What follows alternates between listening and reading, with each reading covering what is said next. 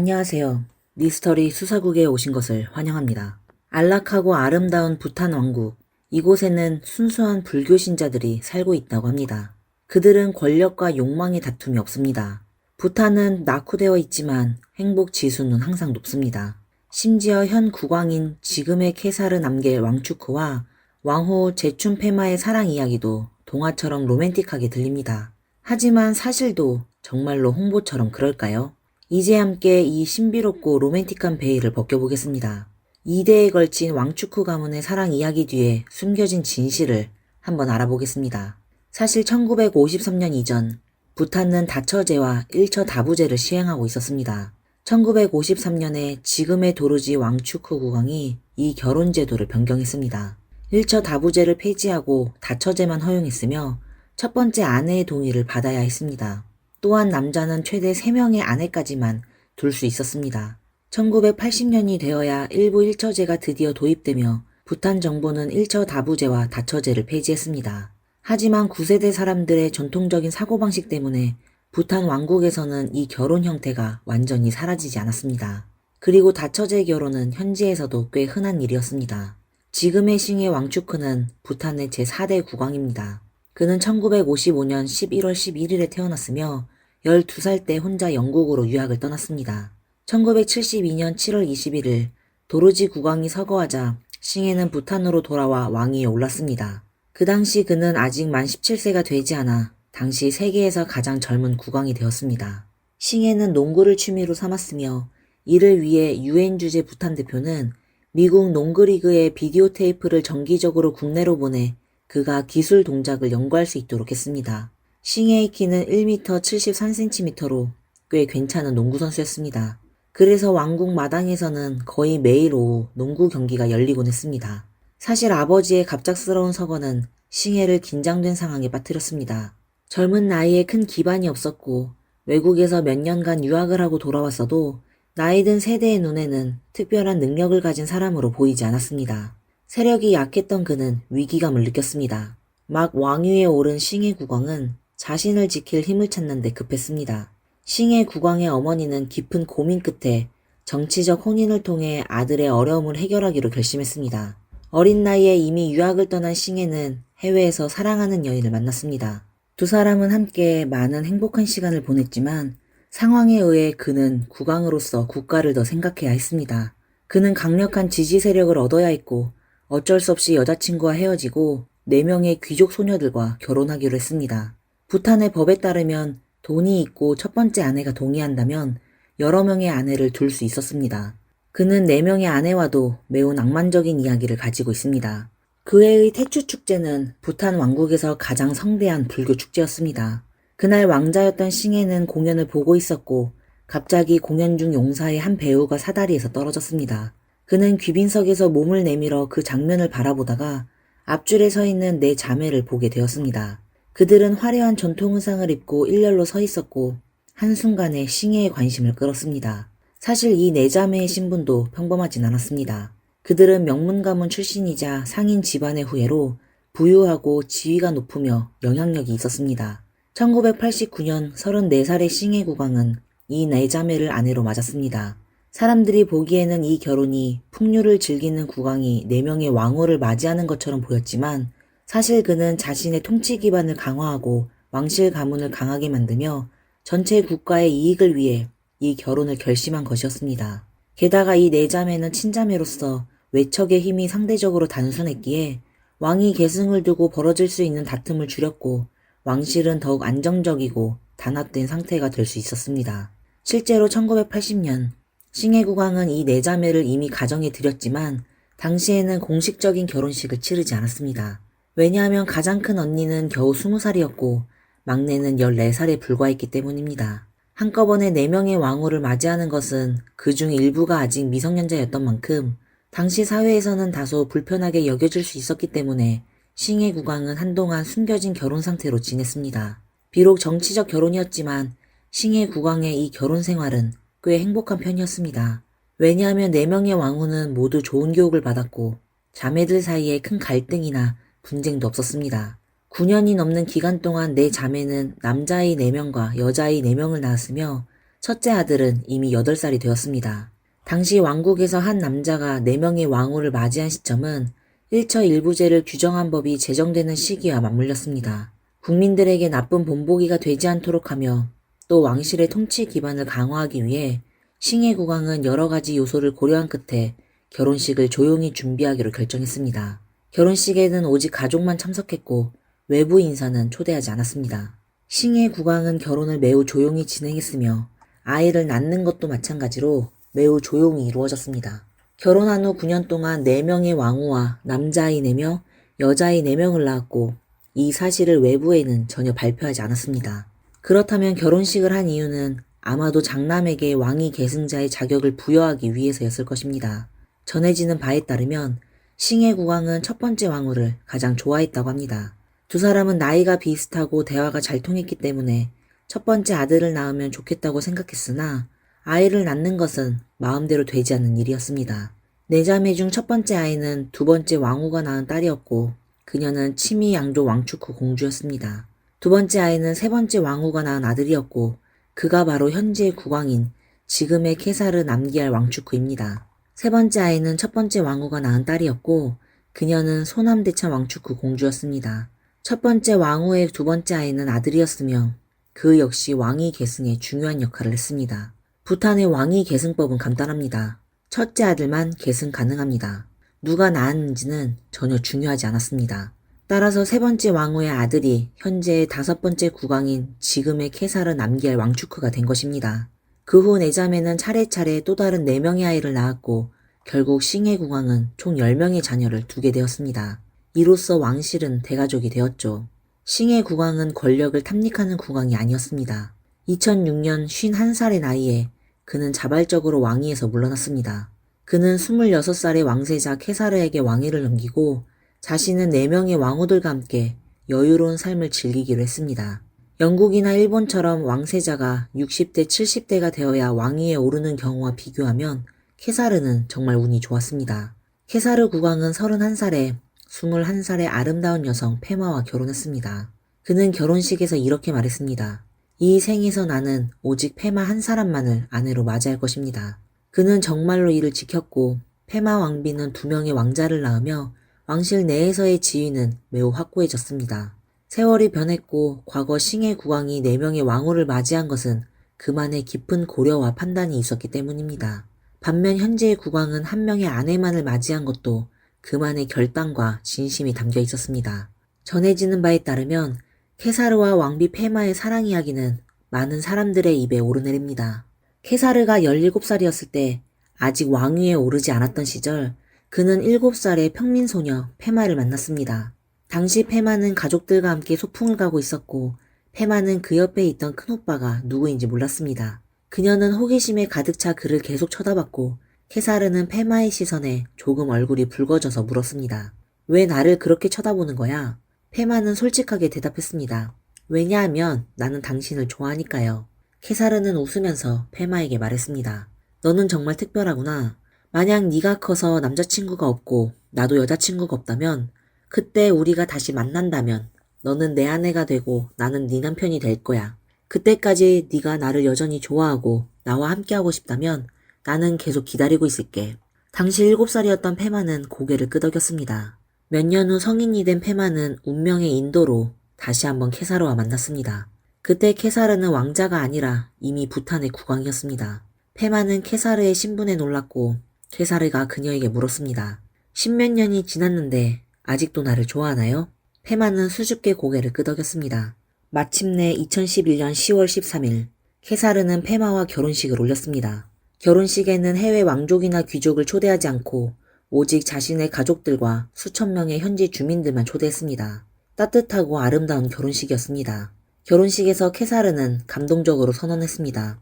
나는 다처제의 권리를 포기하고 이 생에서 오직 페마만을 아내로 맞이할 것입니다.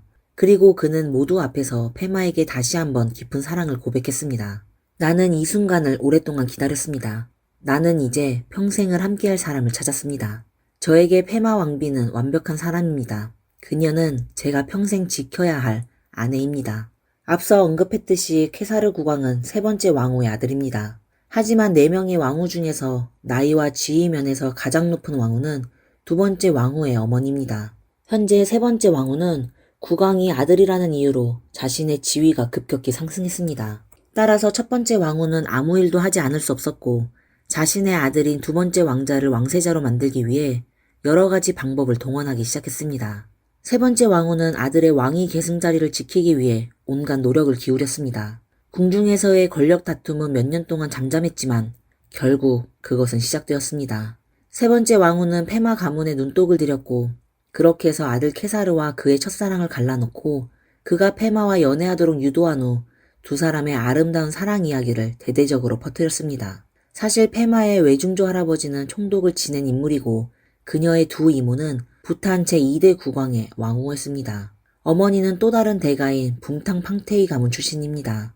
하나의 결혼이 한 거대한 인맥을 좌지우지할 수 있음을 보여주는 이야기입니다. 따라서 2011년 10월 케사르와 페마는 순조롭게 결혼식을 올렸습니다. 이 결혼은 세 번째 왕후의 세력과 페마 가문이 연합했음을 의미했습니다. 세 번째 왕후는 또다시 자신의 둘째 아들인 네 번째 왕자와 페마의 언니와의 결혼을 성사시켰습니다. 이로써 이 결혼을 통해 또 다른 안전망을 더한 셈이었습니다. 세 번째 왕후 쪽의 세력이 점점 커져가는 가운데 첫 번째 왕후는 여전히 물러서지 않았습니다. 그녀는 형이 사망하고 동생이 왕위에 오른다는 전통을 이용해 싱해 국왕에게 왕실의 미래 계승자 문제를 고려할 것을 설득했습니다. 그리고 페마가 결혼한 지 5년이 지나도록 아이를 낳지 않자 싱해 국왕은 약속을 했습니다. 만약 케사르 국왕에게 아들이 없다면 다음 왕위 계승자는 두 번째 왕자의 아들이 될 것이다. 아마도 정말 운이 좋지 않았던 것 같습니다. 싱해 국왕이 그렇게 말한 지 얼마 되지 않아 페마는 연이어 2명의 아들을 낳았습니다. 이로 인해 두 번째 왕자가 왕위 계승자가 될 희망은 사실상 사라졌습니다. 왕위 계승을 둘러싸고 4명의 왕후들이 싸울 위기가 다가오자 싱해 국왕은 결단을 내렸습니다. 자신의 모든 아들들에게 각자의 직위를 배정했고 그는 왕위에 전혀 관심이 없다는 태도를 보였습니다. 세 번째 왕자는 위의 어느 진영에도 속하지 않았습니다. 그는 일찍부터 군대에서 훈련을 받으며 장차 왕실의 군권을 손에 넣을 준비를 하고 있었습니다. 네 번째 왕자는 원래 첫째 왕자의 같은 어머니를 둔 동생이었고 혼인 관계에서도 친밀한 연관이 있어 관계가 더욱 긴밀했습니다. 이로 인해 그들은 사실상 자연스러운 동맹이 되었습니다. 다섯 번째 왕자는 아주 어릴 때 싱해 국왕에 의해 해외로 유학을 떠났고 자유롭게 생활하며 권력 다툼에서 가장 멀리 떨어진 사람이었습니다. 심지어 5명의 공주들도 싱해 국왕의 계획에 따라 부유한 상인에게 시집가거나 고위 공직자의 아들에게 시집갔습니다. 가장 어린 공주는 심지어 페마의 친동생에게 시집갔습니다. 하지만 두 번째 공주 소남대처는 가족들의 반대를 무릅쓰고 평민 남자를 결혼 상대로 선택했습니다. 결국 싱해 국왕이 직접 선택한 왕위 계승자 지금의 케사르 남기알 왕축후만 무사히 왕위에 오르며 부탄의 현재 국왕이 되었습니다. 비록 로맨틱해 보이는 사랑 뒤에는 셈이 많이 들어가 있지만 왕실이든 귀족이든 평민이든 모두 결혼 뒤에 따라야 할 고려가 존재합니다. 이런 고려와 균형이 있어야만 미래의 삶에서 불필요한 논쟁과 갈등을 줄일 수 있습니다. 물론 새로운 시대의 젊은이들은 로맨틱하고 자유롭기도 하죠. 오늘의 내용은 여기까지입니다. 여러분들의 관심과 좋아요, 댓글은 저희에게 큰 힘이 됩니다. 지금까지 미스터리 수사국이었습니다. 다음에 다시 뵙겠습니다. 감사합니다. 안녕하세요. 미스터리 수사국에 오신 것을 환영합니다. 그녀의 전반부 인생은 지루하고 재미없는 체조장에서 보냈습니다.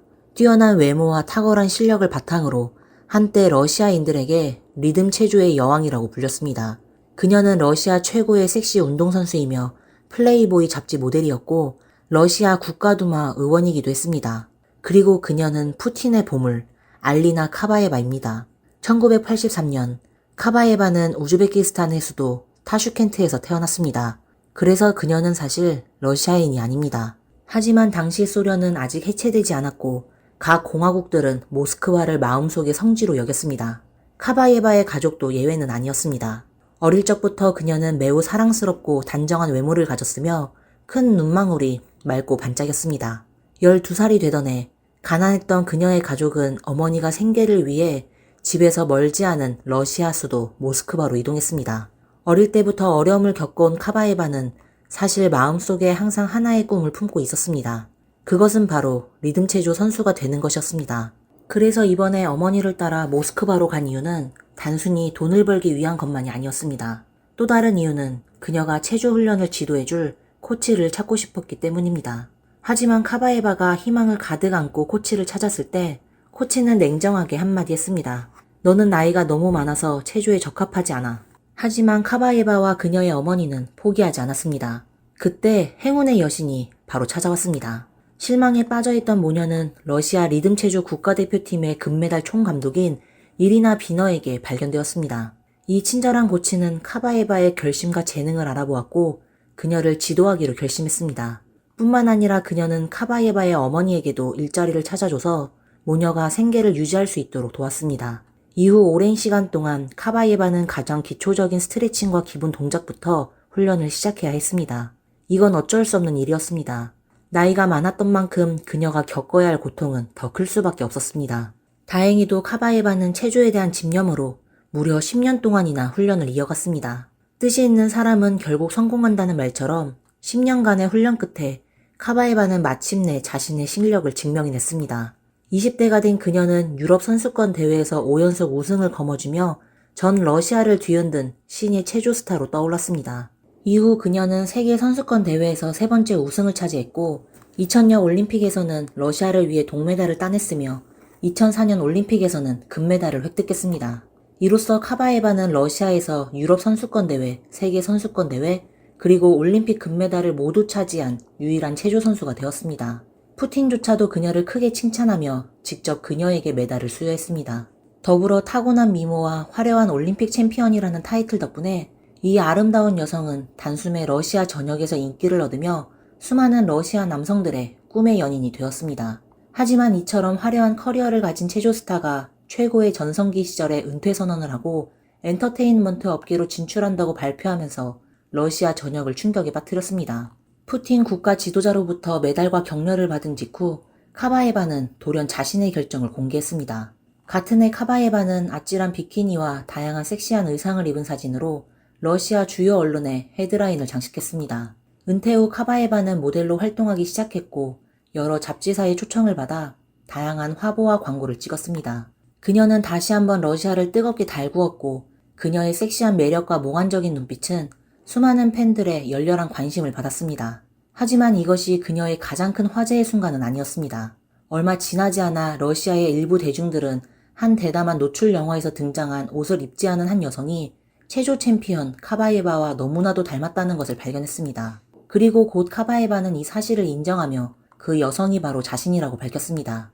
엔터테인먼트 업계에서 자신의 입지를 넓히기 위해 카바에바는 큰 결단을 내린 것입니다. 그렇게 카바에바는 자신의 몸매, 미모, 그리고 대담함을 무기로 플레이보이 맥심과 같은 전 세계적으로 유명한 인기 잡지의 표지를 여러 차례 장식하며 주목을 받았습니다. 카바에바의 이름은 러시아를 넘어 전 세계로 퍼져나갔고 그녀는 국제적으로 명성이 높은 스타가 되었습니다.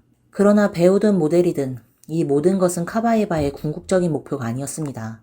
2007년 이후 카바에바는 모두를 깜짝 놀라게 할 만한 결정을 내렸습니다. 그녀가 바로 정치계에 입문한 것이었습니다. 이 소식이 전해지자 러시아는 큰 충격에 빠졌습니다. 하지만 당시 언론은 카바에바를 전혀 긍정적으로 보지 않았습니다. 정치는 체조처럼 단순히 체계적인 훈련과 운동선수의 근성과 노력만으로 결과를 낼 수 있는 분야가 아니었기 때문입니다. 또한 연예계처럼 외모와 인기로 주목받을 수 있는 곳도 아니었습니다. 정치인이 되려면 뛰어난 두뇌와 강력한 정치적 소환이 필요한데 카바에바는 출신 배경이나 나이 어느 면에서도 그런 자질을 갖췄다고 보이지 않았습니다. 그래서 당시 러시아의 주요 언론은 그녀의 정치적 도전에 대해 냉소적이었고 대부분이 구경꾼의 시선으로 바라보았습니다. 그러나 이 언론들은 카바에바를 과소평가했습니다. 그녀는 이미 강한 의지로 훌륭한 운동선수가 되었고 아름다움과 대담함으로 스타가 되었습니다. 그렇다면 왜 정치인이 되지 못하겠습니까? 2006년 카바에바는 체조 선수로서의 화려한 커리어를 마무리하며 은퇴했습니다. 그리고 1년이라는 짧은 시간 만에 정치계에 발을 들여 푸틴이 이끄는 통합 러시아당의 국회의원이 되었습니다. 체조 선수에서 정치인으로 변신한 그녀는 이 화려한 도약을 성공적으로 완성했습니다. 국회의원으로 활동하는 동안 카바에바는 5개의 법안 제정에 참여하며 러시아의 발전에 적지 않은 기여를 했습니다. 러시아 주간지와의 인터뷰에서 카바에바는 솔직하게 말했습니다. 다른 분야는 저에게 더 이상 오락처럼 느껴졌어요. 저는 정치인이 되는 것이 더 좋습니다. 정치에서 저는 저만의 세상을 찾았으니까요. 하지만 이러한 성과에도 불구하고 대중은 여전히 그녀를 향해 의심의 눈초리를 보냈습니다. 의심의 이유는 다음과 같았습니다. 첫 번째, 그녀가 속한 정당은 푸틴이 직접 창설한 정당이었습니다. 두 번째, 이 정당에 들어가기 위해서는 매우 까다로운 심사와 철저한 검증 과정을 거쳐야 했습니다. 세 번째, 그러나 카바에바는 단 1년 만에 그것도 체주 선수와 스타라는 경력만으로 정당에 입성했습니다. 위의 사실들을 종합하면 대중의 의심은 어쩌면 당연했습니다. 많은 사람들은 푸틴이 개인적인 감정을 앞세워 카바에바가 부당한 방법으로 정치계에 입문하도록 도왔다고 믿었습니다. 2007년 카바에바는 정치 분야에서 또 한 번 자신의 경력을 확장했습니다. 그녀는 러시아 국회의원이 되었으며 같은 해에 청년위원회 위원장 자리까지 올랐습니다. 그렇다면 푸틴과 그녀 사이에는 정말로 어떤 특별한 관계가 있는 걸까요? 한 명은 국가의 체조 선수, 다른 한 명은 국가의 대통령. 원래는 교체하지 않을 두 직선이었지만 한 스캔들로 인해 이 둘은 오늘날까지도 연관된 채로 거론되고 있습니다. 2008년 한 기자가 폭로한 카바에바가 푸틴과 결혼할 예정이다. 이 보도로 인해 카바에바와 푸틴은 순식간에 여론의 중심으로 떠올랐습니다. 이후 두 사람 모두 곧바로 결혼서를 부인하며 사실이 아니라고 밝혔지만 이 스캔들은 쉽게 사라지지 않았습니다. 심지어 일부 사람들은 카바에바를 이미 러시아의 퍼스트 레이디로 생각하며 흥미롭게 지켜보기까지 했습니다. 하지만 여기서 이야기가 끝나지 않았습니다. 2009년 카바에바는 갑작스럽게 결혼하지 않은 상태에서 한 남자아이를 출산했다는 소식이 전해졌습니다. 이 충격적인 소식은 외부에 엄청난 관심을 불러일으켰습니다. 게다가 카바에바가 아이의 아버지에 대한 정보를 공개하지 않으려 하면서 인터넷과 언론에서는 아이의 아버지가 푸틴이라는 루머가 확산되었습니다. 비록 푸틴이 곧바로 이를 부인하며 러시아 내부에서는 크게 확산되지 않았지만 미국 언론은 아랑곳하지 않았습니다. 미국의 일부 매체는 카바에바가 낳은 아이는 푸틴의 아이라고 주장하며 극도로 구체적이고 진실처럼 보이는 기사를 보도하기도 했습니다. 이 사건은 푸틴과 그의 부인인 류드밀라 푸티나 사이의 갈등을 더욱 심화시킨 것으로 보입니다. 두 사람이 함께 공식 석상에 등장하는 모습은 점차 줄어들었고 마지막으로 함께 모습을 드러낸 것은 2013년이었습니다. 그날 두 사람은 함께 발레 공연을 관람했으며 공연이 끝난 후 30년을 함께한 부부는 2013년에 공식적으로 이혼을 발표했습니다. 하지만 두 사람이 정확히 언제 이혼했는지는 아무도 알지 못합니다. 아마도 카바에바와 아이에 대한 스캔들이 처음 전해졌을 때부터 이미 이혼을 계획했을 가능성도 있습니다. 그러나 푸틴이 이혼 사실을 공개한 그 순간 그와 카바에바의 스캔들이 다시 수면 위로 떠올랐습니다. 인터넷에서는 두 사람이 결혼식을 준비하고 있다는 소문이 돌았고 카바에바가 곧 퍼스트 레이디가 될 것이라는 이야기도 퍼졌습니다.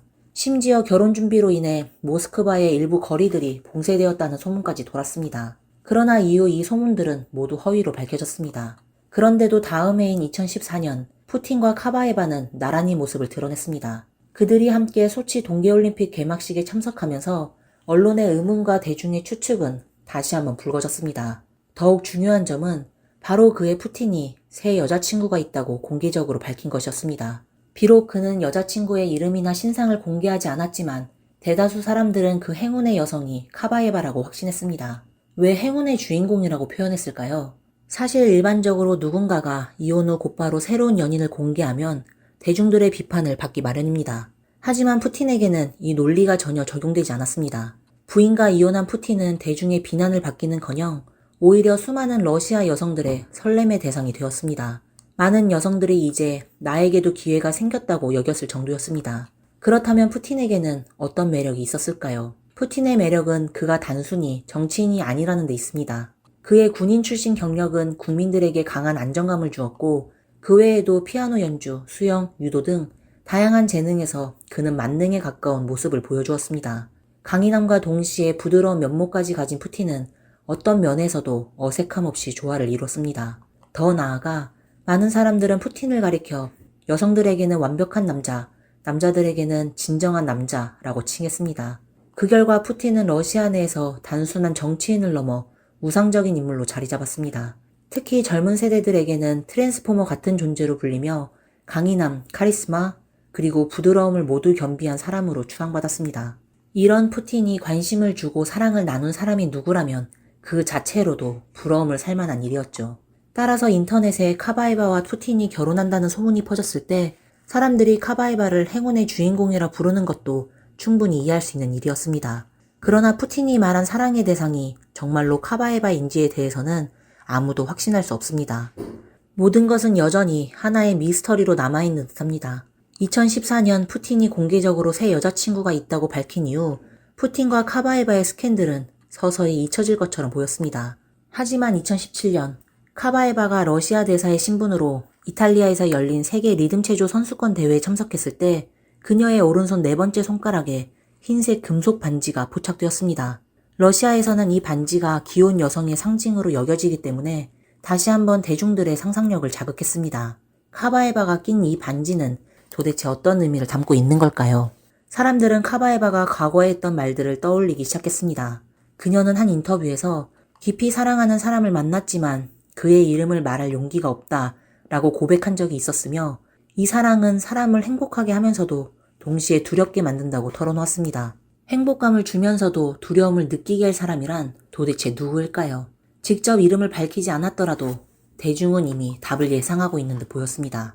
그러나 푸틴은 계속해서 그런 의혹을 부인했습니다. 스캔들의 핵심 인물인 푸틴과 카바에바가 모두 침묵을 지키고 있는 이상 두 사람 사이의 관계를 정확히 알 수는 없었습니다. 그리고 세간의 관심이 모두 공적 인물인 카바에바에게 쏠리자 카바에바는 오히려 공적 활동에서 물러나 대중의 시선을 피하기 시작했습니다. 그녀는 의도적으로 조용히 행동하며 자신의 사생활을 철저히 지켰습니다. 하지만 아무리 조심스럽게 행동한다 해도 사람들은 계속해서 그녀를 쫓았습니다. 결국 러시아의 타스 통신사가 그녀와 관련된 새로운 정보를 추적해냈습니다. 타스 통신사는 러시아에서 매우 높은 권위와 신뢰성을 가진 언론사로 평가받고 있기 때문에 그들이 제공하는 정보는 사람들에게 큰 관심과 신뢰를 불러일으켰습니다. 2019년 카바에바의 이름이 다시 한번 세간의 화제를 불러일으켰습니다. 2009년 미혼모 출산 이후 두 번째로 큰 뉴스가 터진 것입니다. 인터넷에서 카바에바가 모스크바의 한 VIP 병원에서 쌍둥이 남자아이를 출산했다는 소문이 돌았습니다. 특히 그녀가 출산한 그날 대규모의 특수요원들이 병원을 철저히 봉쇄했다는 목격담이 전해지며 사건은 더욱 흥미롭게 전개되었습니다. 병원은 엄중한 경계 속에 있었고 의사와 간호사 외에는 그 어떤 사람도 접근할 수 없었던 것으로 알려졌습니다. 대규모 특수요원이 단순히 한 임산부의 출산을 보호하기 위해 동원되었다는 점은 누구도 쉽게 납득할 수 없는 일이었습니다. 여기서 한 가지 주목할 점은 2019년 당시 카바에바는 이미 러시아 정당을 떠난 상태였다는 것입니다. 그렇다면 그녀의 신분으로 인해 굳이 이 정도의 보안 조치가 필요했을까요? 이런 상황은 아이의 아버지의 신분이 결코 평범하지 않다는 의심을 불러일으켰습니다. 그러나 현재까지 아이의 아버지는 공개적으로 모습을 드러내지 않았습니다. 이로 인해 외부에서는 아버지의 정체에 대해 무수히 많은 추측들이 나오고 있죠. 만약 그 남자가 푸틴이라면 왜 인정하지 않는 걸까요? 그리고 만약 푸틴이 아니라면 그 특수요원들은 도대체 누구의 명령을 받고 동원될 것일까요? 이 사건은 또 한 번 카바에바의 특별한 신분에 대한 의혹을 불러일으켰습니다. 카바에바는 리듬체조의 여왕에서 국회의원, 그 후에는 연예계의 스타로 활동했으며 현재는 러시아 최대의 민간 미디어 회사의 이사회 의장으로 활동 중입니다. 이처럼 다양하고 화려한 경력을 쌓아온 그녀의 배경에는 도대체 누가 있는 걸까요? 이 모든 변화와 성공 뒤에 푸틴이라는 강력한 후원자가 있는 것일까요? 러시아에서 가장 성공한 여성이라는 평가, 과연 틀린 말일까요? 카바에바는 실력도 미모도 모두 갖춘 인물입니다. 그리고 여기에 대해 푸틴 대통령이 과거 한 인터뷰에서 했던 발언도 사람들의 관심을 더욱 자극했습니다. 푸틴은 당시 인터뷰에서 이렇게 말했습니다. 류드밀라가 재혼을 하면 나도 바로 결혼할 것이다. 현재 류드밀라는 이미 재혼해 두 번째 결혼 생활을 시작했습니다. 하지만 푸틴은 여전히 결혼 소식을 발표하지 않은 채 곧 결혼할 것이라는 애매한 답변만 내놓고 있습니다. 그렇다면 푸틴의 신비로운 연인은 과연 누구일까요? 대중들이 오랫동안 추측해온 푸틴의 보물이 바로 카바에바가 맞을까요? 여러분들은 어떻게 생각하시나요? 오늘 영상을 보신 여러분들의 의견을 댓글로 남겨주시면 감사하겠습니다. 영상이 마음에 드셨다면 좋아요와 구독 부탁드립니다. 지금까지 미스터리 수사국이었습니다. 다음 시간에 다시 찾아뵙겠습니다. 감사합니다. 안녕하세요. 미스터리 수사국에 오신 것을 환영합니다. 한 여자의 인생이 얼마나 강력할 수 있을까요? 동생의 학비를 위해 몸을 팔기로 결심한 그녀는 그것을 해냈습니다. 4년 동안 수많은 남자와 동침하며 결국 인도네시아의 국모가 되었죠. 대통령까지 빠지게 만든 그녀는 그것을 해냈습니다. 50이 넘은 나이에 옷을 벗은 사진을 촬영하며 수많은 관객들을 사로잡은 그녀는 그것을 해냈습니다. 한 여자가 얼마나 강력하게 살 수 있는지 말해줄 사람이 필요하다면 바로 그녀가 보여줄 수 있습니다. 이처럼 황당하고 극적인 이야기는 지난 세기 인도네시아에서 실제로 일어난 일입니다. 그리고 이 전설적인 이야기의 주인공은 레이디 드위입니다. 드위의 본명은 네모토 나오코, 1940년 일본의 가난한 목수 가정에서 태어났습니다. 그녀의 어린 시절은 일본이 전쟁에서 패하고 미국에 점령당한 시기였죠. 일본 전역에서는 재앙의 모습이 눈앞에 펼쳐졌습니다. 절망적인 감정이 곳곳에 퍼져 있었습니다. 드위는 바로 이러한 환경에서 자랐습니다. 아버지는 온 가족을 먹여 살릴 능력이 없어 가족들은 매우 어려운 삶을 살았습니다. 다행히도 힘든 삶 속에서도 드위는 가장 소중한 것을 가지고 있었습니다. 그것은 바로 가족이었습니다. 드위와 남동생은 매우 친했으며 둘은 거의 모든 것을 나누어 이야기했습니다. 드위는 동생을 세상에서 가장 중요한 가족으로 여겼습니다. 그러나 그녀가 동생에 대한 깊은 애정을 가졌다는 사실이 자신뿐만 아니라 동생에게도 큰 불행을 안겨줄 줄은 몰랐습니다. 1955년의 일입니다. 드위는 한 감독에게 발탁되어 영화를 찍게 되었습니다. 드위는 영화를 통해 집안의 생계를 돕고 부모님의 부담을 줄이려 했던 것이죠. 아쉽게도 이 영화는 흥행에 성공했지만 드위는 작은 조연 역할에 불과해 짧은 시간 안에 큰 명성을 얻지는 못했습니다. 결국 그녀는 본래 고등학교로 돌아가 학업을 계속 이어가야 했습니다. 하지만 집안에서 겪고 있는 큰 위기가 그녀를 깊은 고민에 빠뜨렸습니다. 갑자기 아버지가 병으로 세상을 떠났고 가족들이 너무 가난해져 그녀와 동생의 학비를 낼 여유가 없었습니다.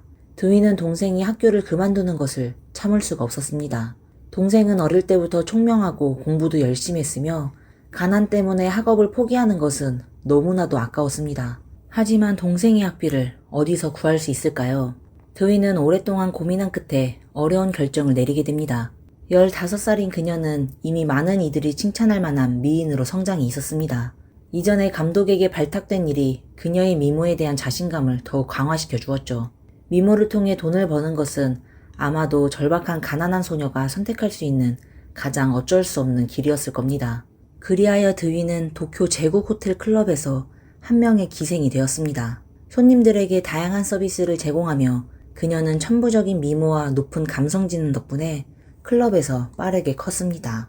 각양각색의 남자들 사이를 오가며 수많은 남자들의 마음을 사로잡았고 그녀가 번 모든 수입은 동생의 학비와 생활비로 사용되었습니다. 동생이 상처받지 않도록 드위는 자신의 직업을 숨기고 그저 동생에게는 도쿄에서 일하고 있다고만 말했습니다. 하지만 세상에 영원한 비밀은 없습니다. 동생이 대학에 입학한 후 그는 자신이 학비를 낸 방법이 누나가 여러 남자들의 놀잇감이 되어 번 돈으로 마련된 것임을 알게 되었습니다. 이 예민하고 정의로운 젊은이는 이 모든 것을 받아들일 수 없었고 결국 자신의 생을 마감하기로 선택했습니다. 동생의 죽음은 드위가 일생에서 겪은 가장 큰 충격 중 하나가 되었습니다. 하지만 그녀는 이미 돌아갈 길이 없었습니다. 왜냐하면 그녀가 19살 때 이미 인도네시아의 초대 대통령 수카르노를 만났기 때문입니다. 그녀는 더 이상 평범한 사람처럼 살 수 없었습니다. 수카르노와 드위의 만남은 하나의 음모에서 비롯되었습니다. 당시 수카르노는 인도네시아에서 최고의 명성을 자랑하며 단지 인도네시아 국민들 사이에서 가장 존경받는 초대 총리일 뿐만 아니라 세계 각국에서도 결코 무시할 수 없는 강력한 인물이었습니다. 일본 정부는 자연히 그를 끌어들이려 했고 아시아에서의 영향력을 더욱 넓히기 위해 그의 친구가 되고자 했습니다. 수카르노를 기쁘게 하려면 그의 취향에 맞춰야 했습니다.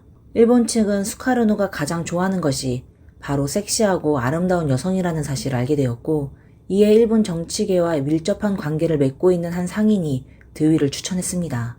다른 미녀들과 비교해 드위는 큰 장점이 있었습니다. 그것은 바로 유창한 영어와 날카로운 두뇌였습니다.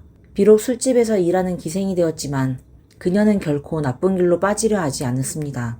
매일 영어를 배우고 시사 뉴스를 항상 주의 깊게 살펴보며 이로 인해 그녀의 말투는 독특하고 일반적인 여성들과는 확연히 다른 느낌을 주었습니다. 그녀는 노래하고 웃음을 파는 것이 특기였지만 정치적 이슈에 대해서도 여유있게 이야기할 수 있었습니다. 이처럼 특이한 여인은 종종 영웅들의 마음을 사로잡기 마련이죠. 결국 1959년 계획에 따라 드위는 수카르노와 우연히 만났고 곧 수카르노의 감탄과 사랑을 얻게 되었습니다. 수카르노는 그녀를 평생 만날 수 있는 진정한 여성 친구로 여겼습니다.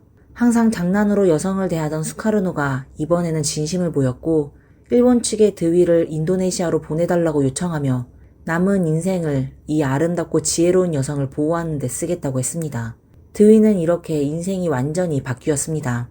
수카르노는 그녀에게 새로운 이름인 드위를 지어주었고 이로써 세상에는 더 이상 술집에서 노래하고 웃음을 파는 드위는 존재하지 않았습니다. 그 대신 인도네시아 대통령의 사랑받는 여인인 드위만이 존재하게 되었습니다. 처음에 드위가 인도네시아 국민들의 비난을 받지 않도록 하기 위해 수카르노는 그녀를 숨기기로 했습니다.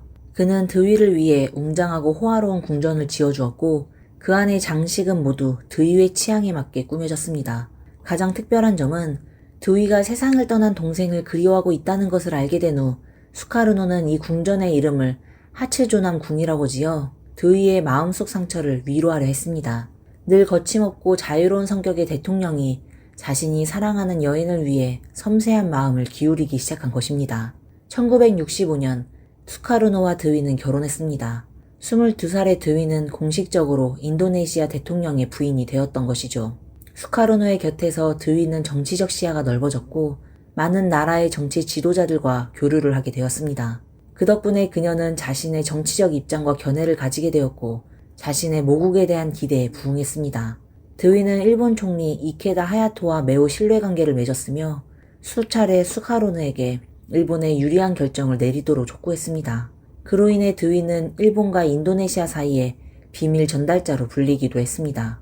남편은 권력과 영향력을 가진 한 나라의 대통령이었고 또한 드위에게는 항상 따뜻하게 대해주며 무엇이든 그녀의 뜻을 따랐습니다.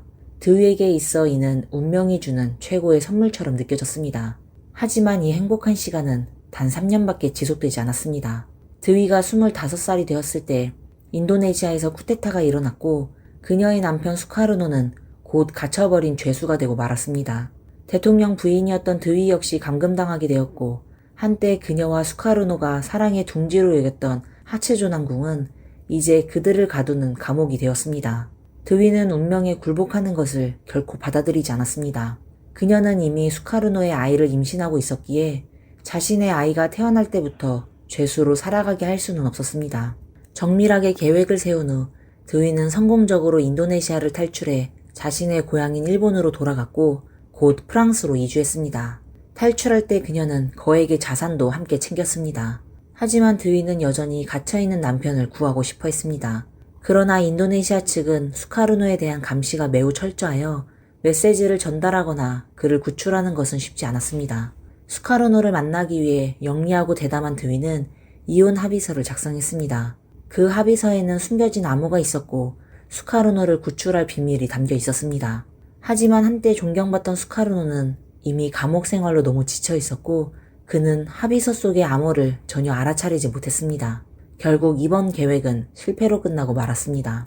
1970년 수카르노가 병으로 세상을 떠나며 드위는 미망인이 되었습니다.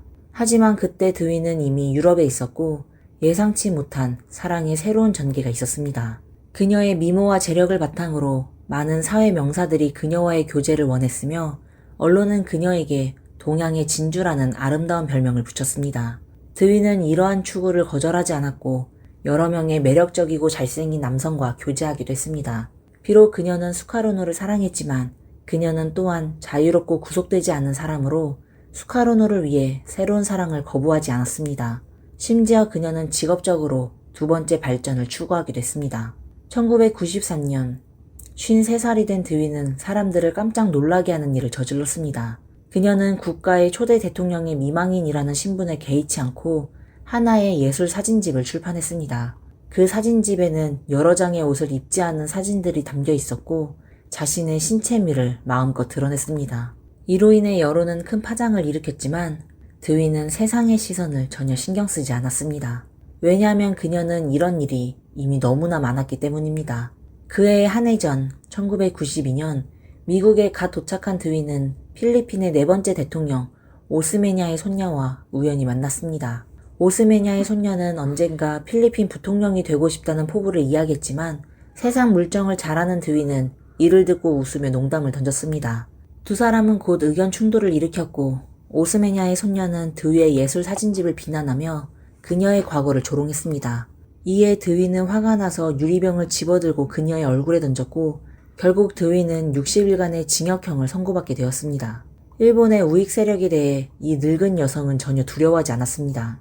그녀는 몇 가지 정치적 발언으로 일본의 우익 세력을 화나게 했고 우익 세력들이 그녀의 집 앞에서 시위를 벌였을 때 강인한 이 여성은 아무 말 없이 화분을 집어들고 우익 세력을 향해 던졌습니다. 이제 80이 넘은 드위는 여전히 자신만의 자유롭고 대담한 스타일을 고수하며 수영복을 입고 런웨이를 걷고 72살에 고공 낙하산에 도전하고 76살에 공개적으로 폴댄스를 공연하며 서핑을 하며 돌고래와 함께 춤을 추는 등 오로지 자신의 즐거움을 위해 살아갑니다. 누군가는 그녀를 미친 사람이라고 말하며 사람들의 주목을 끌기 위해서만 그렇게 산다고 비판하기도 합니다. 하지만 남들이 뭐라고 하든 나는 내 방식대로 살겠다는 자유로운 삶은 누구나 가질 수 있는 것이 아닙니다. 오늘날 사회에서 그녀는 분명히 이상한 존재로 살아가고 있습니다. 한때 기생으로 일했고 대통령 부인이 되었으며 80이 넘은 나이에도 여전히 예능 분야에서 성공을 거두고 있습니다. 드위의 일생은 정말로 한 편의 드라마와 같은 영화로 만들어질 수 있을 만큼 파란만장한 이야기입니다. 그녀가 전통적인 도덕을 따르지 않았다고 해도 그녀의 평생 뒤틀린 선택들은 적어도 우리에게 중요한 교훈을 남깁니다. 어떤 상황 속에서도 처음에 손에 쥔 카드가 아무리 나쁘더라도 최선을 다해 그 카드를 멋지게 펼칠 수 있다는 것을 보여주었습니다. 오늘의 영상은 여기까지입니다. 지금까지 미스터리 수사국이었습니다. 저희 영상이 마음에 드신다면 좋아요와 구독 부탁드립니다. 그럼 다음 시간에 다시 찾아뵙겠습니다. 감사합니다.